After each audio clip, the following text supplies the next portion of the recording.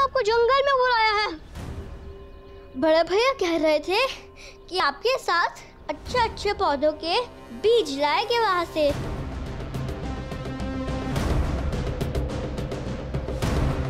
कुछ तो गड़बड़ है। मैं भी तुम्हारे साथ चलता हूँ यीशु। नहीं नहीं नहीं, बड़े भैया ने तो यीशु भैया को बुलाया है। मैं जानता हूँ कि बड़े भैया थोड़े से नाराज हैं, लेकिन मैं उन्हें मना लूंगा।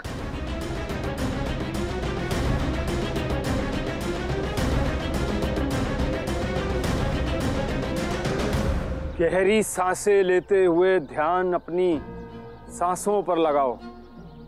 आंखें बंद रखते हुए ईश्वर को धन्यवाद दो कि इतना खूबसूरत जीवन उन्होंने दिया है। धीरे धीरे सांस छोड़ते हुए अपनी आंखें खोलिए। सभा समाप्त हुई आज की।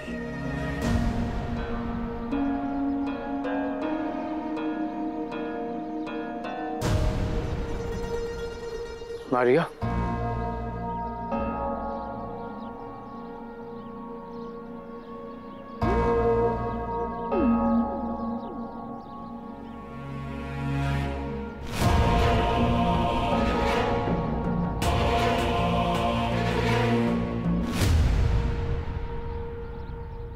मैं जानता हूं बेटे के असफल होने का बहुत दुख हुआ है तुम्हें। पहले तो मुझे भी कुछ समझ में नहीं आ रहा था कि जो यीशु के साथ होना था वो तुम्हारे बेटे के साथ कैसे हो गया।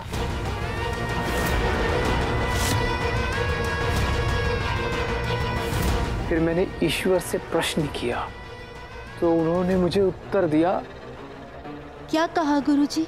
उन्होंने मुझसे कहा कि अपनी शैतानी शक्ति के सहारे यीशु ने अपने पौधे को जिंदा कर दिया और तुम्हारे बेटे के पौधे को मार दिया। गुरुजी, मैं जानती थी गुरुजी। अब हम लोगों को बहुत सोच समझकर कदम उठाना होगा, नहीं तो कहीं ऐसा ना हो जाए कि फिर से यीशु की गलती की सजा तुम्हारे बेटे को भुगतना पड़े। नहीं गुरुजी, नहीं गुरुजी, मैं अभी घर जाती हूँ और अपने पति से बात करती हूँ कि हमारा परिवार इस यीशु के परिवार से जितनी दूरी बना कर रखे उतना अच्छा। गुरुजी,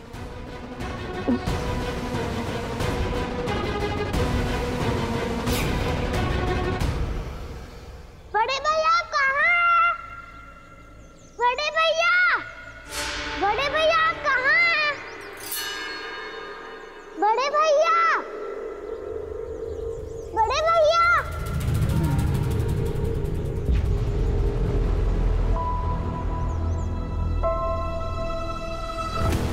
बड़े भैया, बड़े भैया, बड़े भैया, बड़े भैया, बड़े भैया कहाँ हैं आप? आगे बढ़ो, बहुत सताया है यीशु ने तुम्हें। हिसाब बराबर करने का समय आ गया है। हाँ, हिसाब बराबर करने का समय आ गया। जाओ।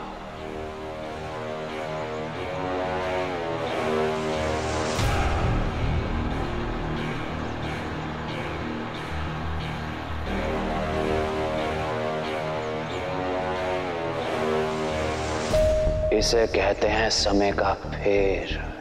उस दिन इसी जगह सांप की केचुली से तुम याकूब को डरा रहे थे, और अब यीशु को सबक सिखाने की प्रक्रिया में इसकी मदद असली सांप करेगा।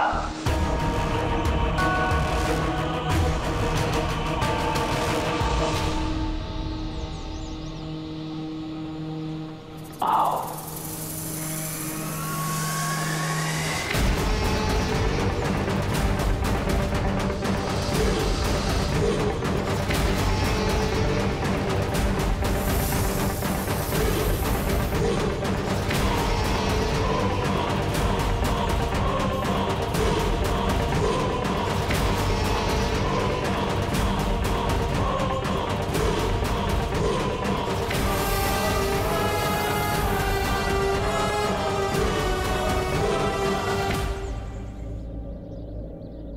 याकूब, यीशु कहाँ है?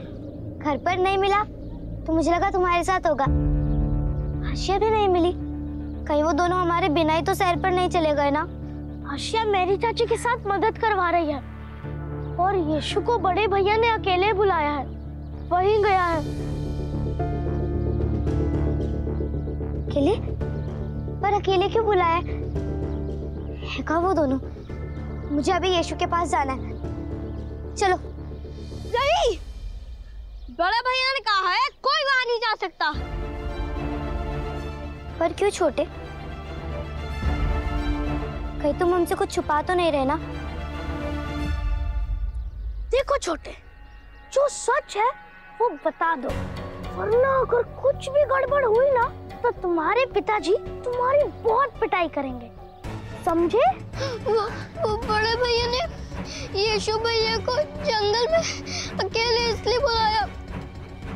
छोटे ने कहा कि आप मेरे साथ मिलकर अलग अलग पौधे के बीज लाना चाहते हैं। बताइए ना बड़े भैया कि कौन से पौधे के बीज ले चले। बहुत हो गया यीशु, बहुत हो गया यीशु, बहुत हो गया यीशु। बड़े भैया का लड़ना बंद करो, भैया का लड़ना बंद करो, बंद करो।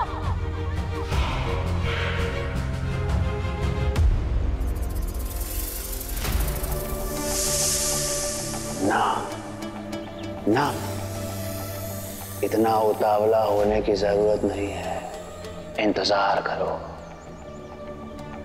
और शांति से इस खेल को देखो। तमाशा तो अभी शुरू हुआ है।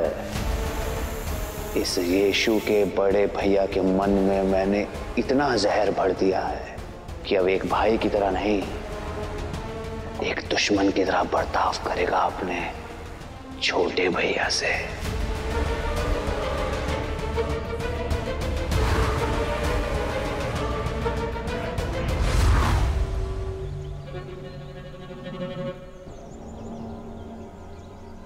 वैसे तो दिखावा करते हो कि तुम्हें मेरी बहुत परवाह है, लेकिन मुझे नीचा दिखाने का एक भी मौका हाथ से नहीं जाने देते तुम। इसीलिए जानबूझकर मेरा काम बिगाड़ते हो। जरूर तुमने मेरे गमले में कुछ ऐसा ही डाला होगा जिससे मेरा पौधा मर जाए और सब लोग मेरा मजाक उड़ा सके। यही चाहते थे ना तुम यीशु? नहीं बड़े भैया, मैंने ऐसा कुछ भी नहीं किया। मैं तो आपका पौधा फिर से। छोटे होते हुए भी बड़े बनने का बहुत शौक चढ़ा ना तुझे। अब फैसला हो ही जाए कि असल में सबसे बड़ा और ताकतवर कौन है। चलो लड़ाई में जीत कर दिखाओ यीशु। करो लड़ाई मुझसे यीशु। जीतो यीशु, जीतो। आ जाओ, लड़ो यीशु। नहीं बड़े भैया, मैं आपसे कोई लड़ाई नहीं करना चाहता। मैंने कहा लड़ो मुझसे यीशु, मुझसे यीशु। मैंने आपका कभी बुरा नहीं चाहा बड़े भैया, चाहे कुछ भी हो जाए, फिर मैं आप पर कभी हाथ नहीं उठाऊंगा। अगर आप मुझे मारना चाहते हैं तो मार लीजिए। मारो, जोर से मारो इसे।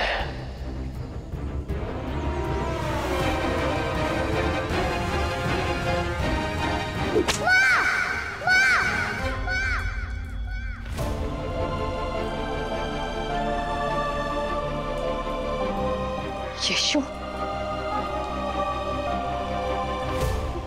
यीशु, यीशु, यीशु, बहुत हो गया। आज आपको फैसला करना ही पड़ेगा कि आप यीशु की तरफ हैं या अपने बेटे की तरफ। ये कैसी बातें कर रही हो मारिया? मेरे लिए दोनों ही बच्चे बराबर हैं। मैंने पूछा यीशु या आपका अपना बेटा?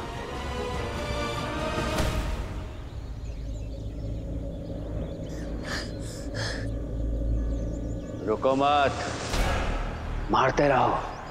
बहुत दर्द दिया इसने तुम्हें, अब दर्द देने की बारी तुम्हारी है। मारो। यीशु, आज तो तू गया। बड़े भैया मत मारिए।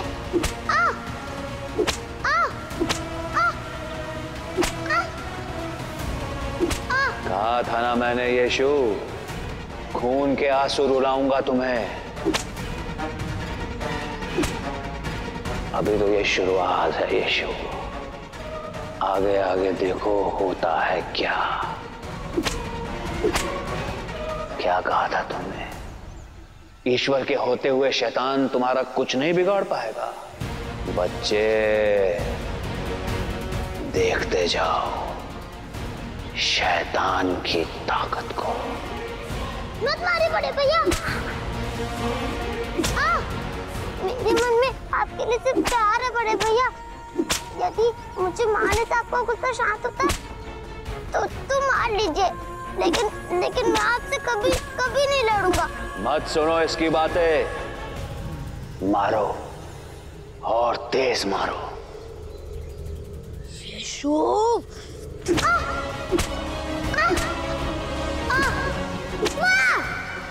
भाभी आप ही समझाइए ना, कुछ भी बोली जा रही है।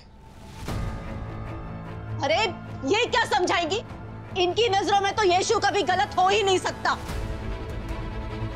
मारिया शांत हो जाओ। देखो दोनों ही बच्चे हमारे हैं, तुम खामखा यीशु को दोषी ठहराने में लगी हो। दुख तो इसी बात का है ना कि इस घर में कोई भी ये मानने को तैयार ही नहीं है कि यीशु भी गलती कर सकता है। लेकिन सच्चाई तो ये है कि इस यीशु की गलतियों का दंड हमारे बच्चे को भुगतना पड़ता है। याद रखना मेरी ये बात, एक दिन इसी यीशु के कारण हमारे बच्चे पर गांज गिरेगी, गांज,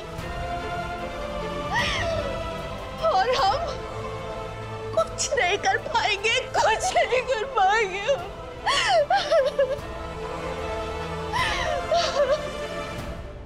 बहुत परेशान किया तुमने मुझे, बहुत परेशान किया।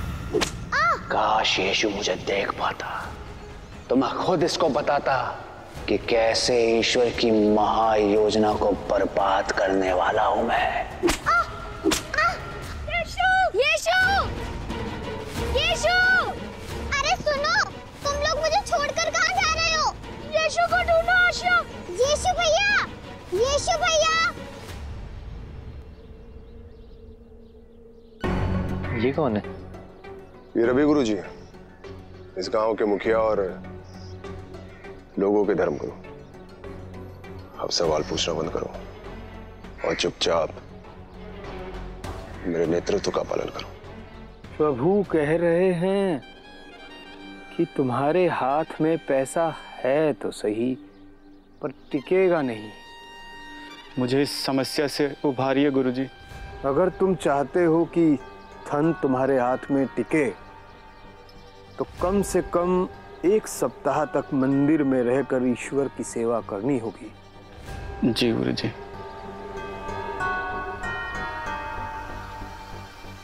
आज कुछ नए मेहमान दिखाई दे रहे हैं यहाँ, जाओ यहाँ से। जी गुरुजी।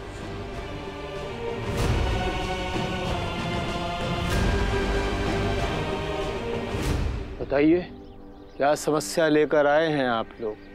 जी मैं एक लेखक हूं और ये मेरे सहायक। मैं ईश्वर के चमत्कारों पर शोध कर रहा हूं। अच्छा, आप बिल्कुल सही जगह आए हैं। आप लोगों ने अभी देखा ना, मैं ही ईश्वर का दूत हूँ। जी मेरा मतलब बच्चों के द्वारा किए गए ईश्वर के चमत्कार। मैंने सुना कि आप इस गांव के मुखिया हैं और रवि भी, तो आपने अपने इस गांव के एक बच्चे यीशु के बारे में तो सुना ही होगा।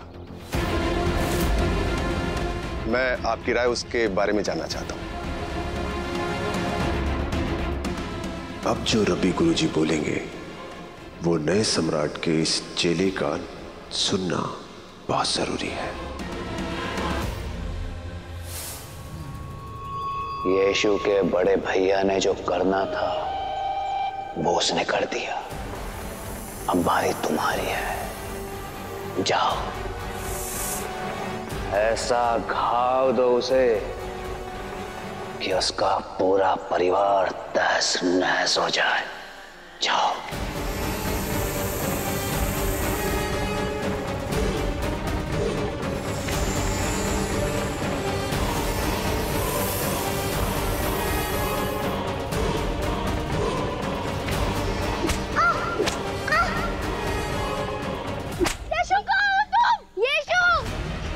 परमेश्वर, यीशु ठीक हो। यीशु भैया, यीशु भैया।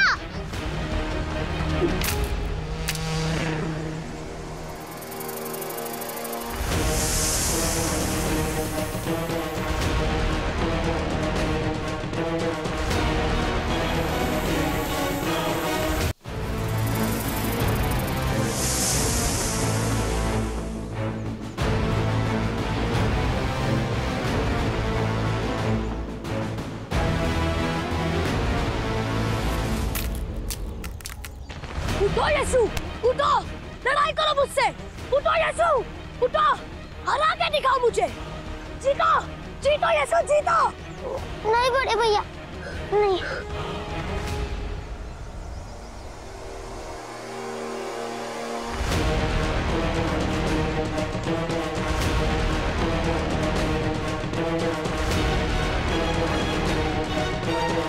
हे परमपिता परमेश्वर, मेरे बड़े भैया की मदद कीजिए।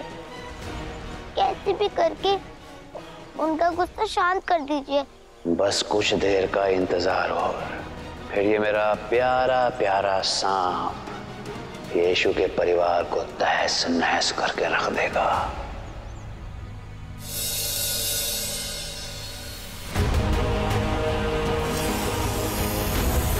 रुक जाओ शैतान, ये तुम क्या कर रहे हो? शैतान ही कर रहा हूं, शैतान होना और शैतानी करना तो मेरा धर्म है।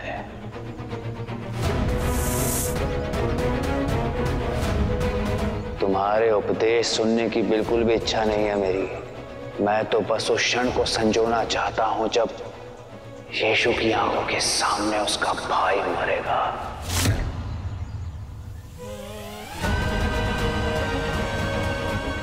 मजा आएगा, बहुत मजा आएगा।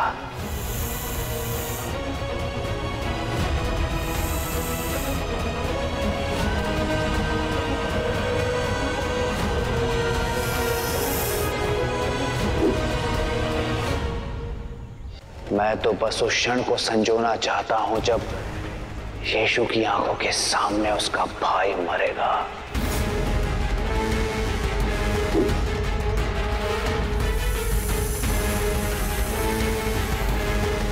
तुम ये मत भूलो कि तुमने मुझसे वादा किया था कि तुम यीशु के परिवार से दूर रहोगे। हैरानी हो रही है मुझे देवदूत कि तुमने मुझ पे भरोसा कर कैसे लिया। अरे भरोसा तोड़ना तो मेरा जन्मसिद्ध अधिकार है, और वैसे भी मैं कुछ भी अपनी क्षमता के परे कर रहा होता, तुम्हारा ईश्वर मुझे रोक लेता ना। इसलिए जो हो रहा है उसे होने दो। तुम कोई साधारण सांप नहीं हो, शैतान की शक्ति है तुम्हारे अंदर, और अब वह समय आ गया है जिस उद्देश्य के लिए मैंने तुम्हें बनाया है। जाओ।